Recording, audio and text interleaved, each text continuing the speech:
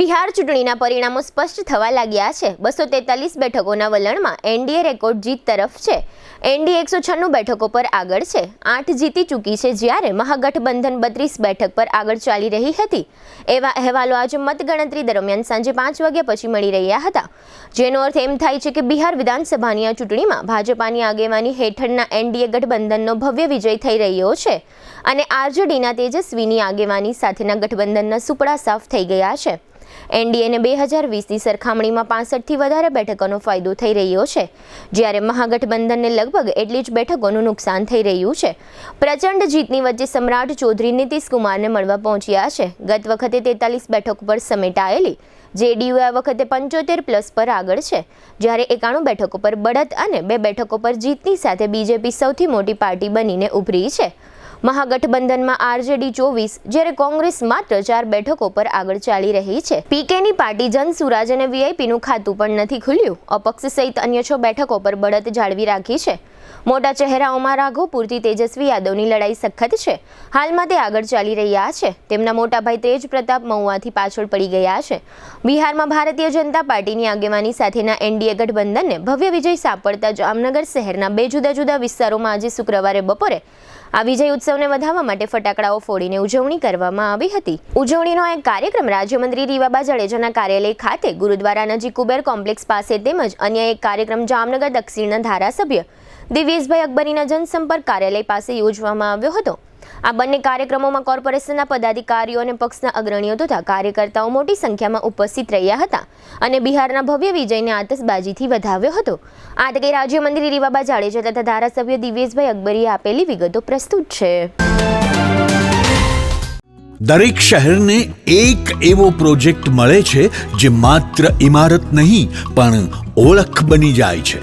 સરદાર Big Industrial Hub, Khodal Greens, Unity Brass World, આ બધાના સર્જક visionary developer Gagiya Sons Private લિમિટેડના મેનેજિંગ ડિરેક્ટર ભાવેશભાઈ ગાગિયા એટલે કે બાદશાહભાઈ લઈને આવ્યા છે જામનગર માટે એક નવો અધ્યાય, એક આધુનિક અજાયબી સમાન કોમર્શિયલ પ્રોજેક્ટ જી કોમર્સ। જામનગરના ઇમર્જિંગ કોમર્શિયલ એરિયા ફેઝ 2 અને 3 થી તદ્દન નજીક, હરિયા કોલેજ સામે, ઇન્દિરા માર્ગ, જામનગર, નવા યુગના વ્યવસાય માટેનું પરફેક્ટ એડ્રેસ। જી કોમર્સ આપે છે અત્યાધુનિક ડિઝાઇનવાળી શોપ્સ, કોર્પોરેટ લેવલની special offices, 4 high speed elevator અને પર્સનલ ઓપન ટેરેસ સાથેનો પ્રાઇવેટ સ્પેસ। એક એવી જગ્યા જ્યાં વ્યવસાય પણ ગર્વ અનુભવે। પ્રાઇડ ઓફ ગુજરાત એવોર્ડ સેરેમનીમાં ગુજરાતના મુખ્યમંત્રી શ્રી ભૂપેન્દ્રભાઈ પટેલના હસ્તે real estate developer of the year એવોર્ડથી સન્માનિત ભાવેશભાઈ ગાગિયા સમગ્ર હાલારમાં રિયલ એસ્ટેટની દુનિયામાં વિશ્વાસ, ગુણવત્તા અને વિઝનની જીવંત ઓળખ બની ચૂક્યા છે, કારણ કે પ્રતિષ્ઠા કાગળ પર નહીં, કામમાં લખાય છે। ટાઈમ ઓછો છે, શબ્દો પણ ઓછા છે, કારણ કે આ પ્રોજેક્ટ વિશે બધું કહેવું એ શક્ય નથી। તે જોવો જ પડશે, અનુભવવો જ પડશે। તમારા વ્યવસાયને નવી ઊંચાઈ આપવા તૈયાર રહો। વિઝિટ જી કોમર્સ, હરિયા કોલેજ સામે, ઇન્દિરા માર્ગ, Jamnagar. Mobile 9898598191। Book your space today. The future belongs to the visionary. A landmark by Gagia Sons Private Limited.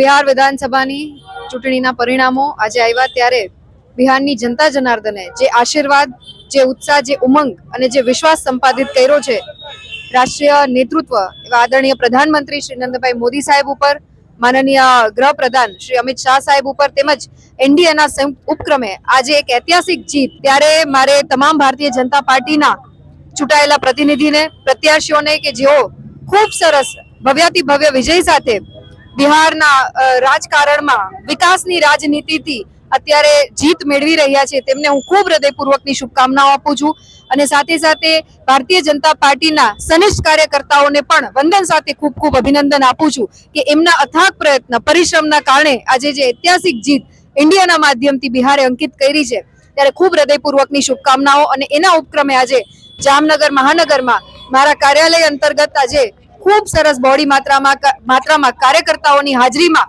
અહીં એક ઉજવણીના ભાગરૂપે અમે ફટાકડા ફોડી અને બિહારની જીતને સુનિશ્ચિત વધાવી અને ખૂબ ખૂબ શુભકામનાઓ પાઠવીએ છીએ.